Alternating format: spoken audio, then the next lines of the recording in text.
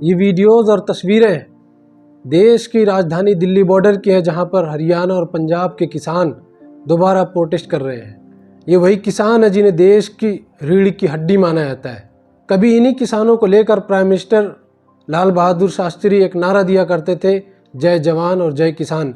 लेकिन आज यही किसान दिल्ली के बॉर्डर पर अपनी डिमांड को लेकर प्रोटेस्ट कर रहे हैं।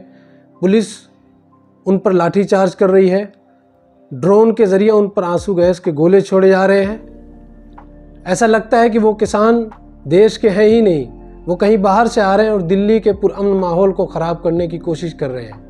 आज के इस ज़माने में हम बिना फ़ोन, लैपटॉप या टीवी के तो रह सकते हैं, लेकिन बिना किसान और बिना खुराक के ज़िंदा रहना मुश्किल है। ये किसान दोबारा प्रोटेस्ट कर रहे हैं। इनकी कुछ डिमांड है, जिनमें सबसे पहली डिमांड यह है कि एमएसपी को लीगलाइज किया जाए। दूसरी डिमांड, जो किसानों से कर्ज माफ़ी का वादा किया गया था उसे माफ़ किया जाए। तीसरी डिमांड, स्वामीनाथन कमीशन रिपोर्ट को इम्प्लीमेंट किया जाए। और उनकी चौथी डिमांड, जो हाल ही में 2021 में हुए किसान प्रोटेस्ट में जिन किसानों पर बेबुनियाद और झूठे मुकदमे चल रहे हैं, उनको ख़त्म किया जाए और उस प्रोटेस्ट में जिनकी जान गई है उन्हें मुआवजा दिया जाए। दोस्तों, आज की वीडियो में हम इन सारे मुद्दों पर बात करेंगे। हम देखेंगे एमएसपी को लीगलाइज करना चाहिए या नहीं, और किसानों की जो दूसरी डिमांड है क्या उसे पूरा किया जा सकता है या नहीं। बने रहिए हमारे साथ। आप देख रहे हैं द वाइट टीवी। मैं हूं आपके साथ वसीम।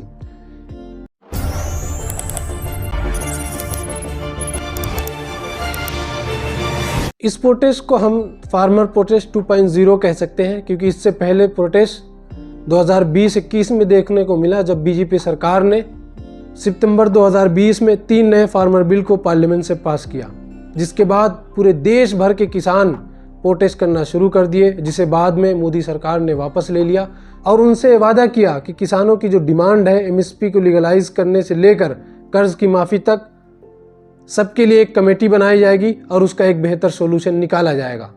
लेकिन उस वक्त सरकार ने किसानों से जो वादा किया था वो पूरा नहीं हुआ, जिसकी वजह से किसान एक बार फिर प्रोटेस्ट कर रहे हैं। किसानों की जो सबसे पहली डिमांड है वो ये कि मिनिमम सपोर्ट प्राइस एमएसपी को लीगलाइज किया जाए। यहाँ हम सबसे पहले ये समझ लेते हैं कि एमएसपी है क्या। एमएसपी किसी फसल पे सरकार द्वारा दिया जाने वाला एक बेस प्राइस है, जिसका मतलब है कि किसान उस बेस प्राइस से ऊपर अपनी फसल को बेच सकते हैं।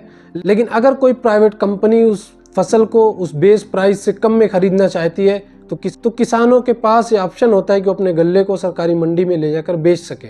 मिसाल के तौर पर, अगर सरकार ने फी कुंटल गेहूं पर 2000 रुपये एमएसपी की प्राइस रखी है, तो किसान उस गेहूं को 2000 से ऊपर तो बेच सकते हैं, लेकिन उस गल्ले की कीमत को अगर कोई प्राइवेट पर्सन, कंपनी या कोई साहूकार 2000 से कम कीमत में खरीदना चाहेगा, तो किसानों के पास ये ऑप्शन होता है कि वो उस गल्ले को लेकर सरकारी मंडी में चले जाएं और 2000 रुपये के हिसाब से अपने गेहूं को बेच दें। देखने में तो ऐसा लगता है कि एमएसपी किसानों के हक में ही है, लेकिन कई बार ऐसा होता है कि सरकार एमएसपी की कीमत उनकी लागत से कम लगाती है। आज की तारीख में सरकार का मानना है कि हम किसानों को 22 से 23 फसलों पर एमएसपी देते हैं, लेकिन ये सिर्फ पेपर वर्क और जुमलाबाजी ही है। हकीकत में ऐसा नहीं है। अभी सरकार किसी गल्ले पे अगर एमएसपी की प्राइस तय करती है तो उसको A2+FL के फार्मूले पर तय करती है। सिंपल भाषा में A2+FL में किसानों को बीज खरीद से लेकर उसमें दवा, खाद और लेबर कॉस्ट जोड़ा जाता है। लेकिन किसानों का मानना है कि C2+50 फार्मूले पर एमएसपी को तय किया जाए। इस फार्मूले में A2+FL के साथ साथ किसानों को लैंड रेंट भी दिया जाए जिस पर वो खेती कर रहे हैं। कई बार ऐसा होता है कि सरकार के पास ज़्यादा गल्ला होने की वजह से गवर्नमेंट सरकारी खरीदारी सेंटर इस्टेब्लिशमेंट में लेट करती है, ताकि वो किसानों से फसल खरीद ना सके। और जब भी ऐसा होता है तो प्राइवेट एजेंट को कमीशन कमाने का मौका मिलता है। उस वक्त वो किसानों से उन फसलों को एमएसपी से कम कीमत में खरीदते हैं। किसान मजबूर होते हैं उन फसलों को बेचने के लिए, क्योंकि उन्हें अगली फसल भी बोनी होती है, जिसके लिए उन्हें पैसे की ज़रूरत है। जब भी हमारे देश में फसल ज़्यादा होती है तो उस वक्त किसानों को ज़्यादा मुनाफा कमाना चाहिए, लेकिन डिमांड और सप्लाई के इशू की वजह से किसान उस वक्त भी पैसा नहीं कमा पाते, क्योंकि फसल जब ज़्यादा होती है तो सप्लाई ज़्यादा होती है और डिमांड कम, तो उस वक्त सरकार एमएसपी को घटा देती है। तो रियलिटी में जब किसानों को पैसा कमाने का मौका था, उस वक्त सरकार की तरफ से एमएसपी को कम लगाकर किसानों से वो पैसा कमाने का मौका भी सरकार छीन लेती है। और कई बार जब देश में सैलाब या सूखा पड़ने की वजह से किसानों की फसल बर्बाद हो जाती है और उस पैदावार में लागत ज़्यादा आ जाता है, तब सरकार जो एमएसपी की कीमत तय करती है और किसानों ने जो उस फसल में लागत लगाई होती है वो उससे कम होती है, जिसकी वजह से किसानों को नुकसान होता है। इन सारे रीज़न की वजह से किसान एमएसपी को लीगलाइज करने की डिमांड करते हैं। एमएसपी के लीगलाइज होने से किसानों के लिए कई फ़ायदे हैं। नंबर 1 पर फाइनेंशियल सिक्योरिटी। एमएसपी के लीगलाइज होने से किसानों को उनकी फसल का एक फिक्स मुआवजा दिया जाएगा। प्राइस के उतार चढ़ाव से किसानों पर कोई असर नहीं पड़ेगा और किसान नुकसान से बच जाएंगे। एमएसपी को लीगल गारंटी देने से क्लाइमेट चेंज की वजह से किसानों की फसलों का जो नुकसान होता था, अक्सर जिसकी वजह से किसान कर्ज में चले जाते थे, उससे बच जाएंगे। Promotion of crop diversification. MSP को लीगलाइज होने से किसानों को ऐसी फसलों पे उगाने पर इंसेंटिव दिया जाएगा जो लेस वाटर इंटेंसिव क्रॉप होती हैं, मतलब जिन फसलों को उगाने में पानी की कम ज़रूरत होती है। और सबसे बड़ा फ़ायदा एमएसपी के लीगल होने का ये होगा कि किसान जब चाहेगा अपनी फसलों को सरकारी मंडी में ले जाकर बेच सकता है, और जब तक कोई प्राइवेट कंपनी या फर्म एमएसपी कीमत से ज़्यादा किसानों को रकम नहीं देगी तो किसान अपनी फसल उसको नहीं बेचेंगे। इस प्रोटेस्ट की वजह से सरकार और किसानों के बीच कई दौर की बातचीत भी हुई, लेकिन वो बातचीत नाकाम रही। तो सवाल ये है कि सरकार एमएसपी को लीगलाइज करने से बच क्यों रही है?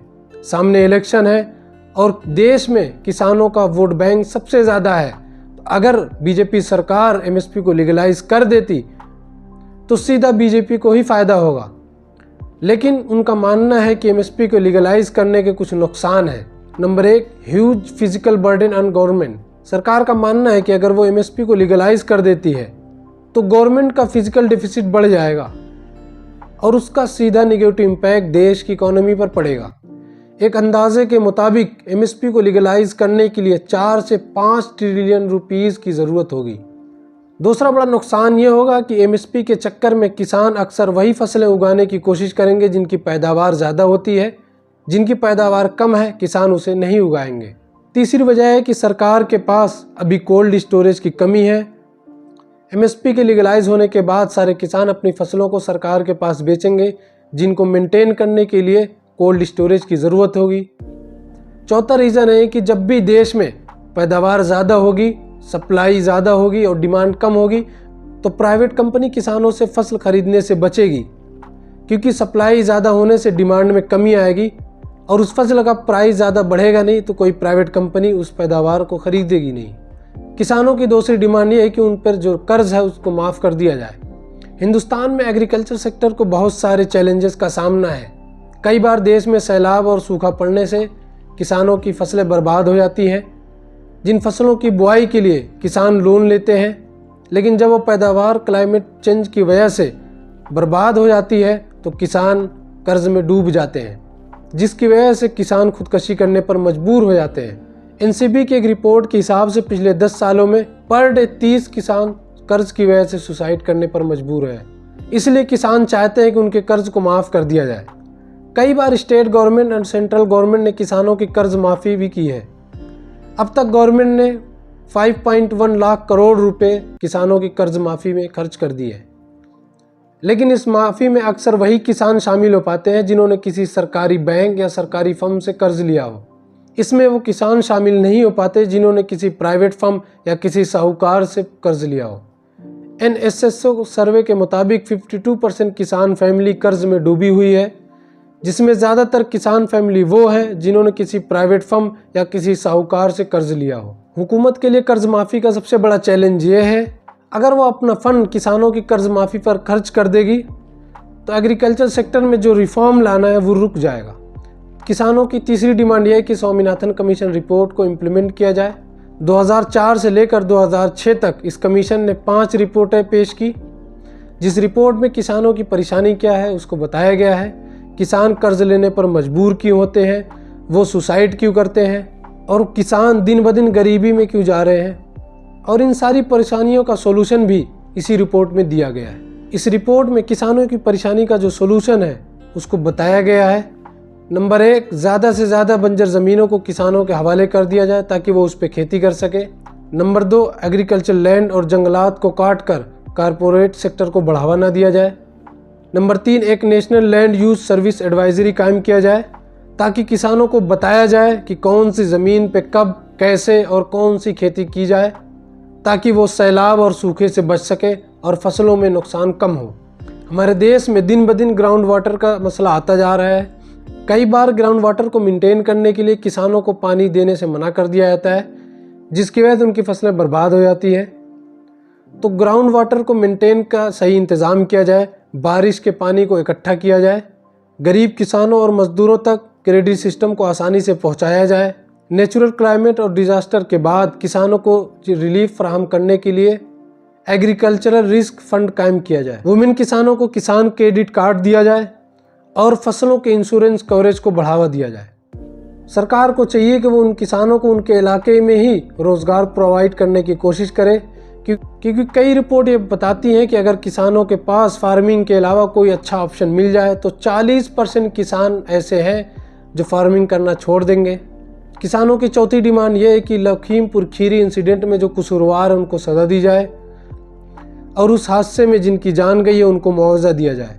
इन तमाम डिमांड के साथ किसान एक बार फिर से प्रोटेस्ट कर रहे हैं। सरकार उन्हें रोकने की कोशिश कर रही है, हर तरीके से उन पर दबाव डाला जा रहा है। सरकार और किसानों के बीच कई बार बातचीत भी हुई, लेकिन वो भी नाकाम रही। लेकिन हकीकत ये है कि गवर्नमेंट को किसानों की डिमांड पर गौर करना चाहिए और किसानों पर जो कर्ज है उसे माफ़ कर देना चाहिए। जब देश में बैंकों का लाखों करोड़ों का कर्ज माफ़ हो सकता है, बड़े बड़े बिजनेसमैन के लाखों करोड़ों का कर्ज माफ़ हो सकता है, तो किसानों की कर्ज माफ़ी क्यों नहीं हो सकती। किसान तो वो है जो अपनी फसल में पूरी मेहनत लगाते हैं, पसीना बहाते हैं, लेकिन किसी वजह से, किसी क्लाइमेट रिस्क की वजह से उनकी फसलें बर्बाद हो जाती है, या कई बार सही MSP की कीमत ना पाने की वजह से किसान कर्ज में चले जाते हैं। सरकार को चाहिए कि इसका बेहतर सोल्यूशन निकाले, किसानों की जो परेशानी है और उनकी जो डिमांड है उसे पूरा करना चाहिए, और सरकार के पास इसके अलावा कोई ऑप्शन भी नहीं है। आज की वीडियो में बस इतना ही। वीडियो अच्छी लगे तो लाइक करें, शेयर करें और सब्सक्राइब करना ना भूलें। Thank you.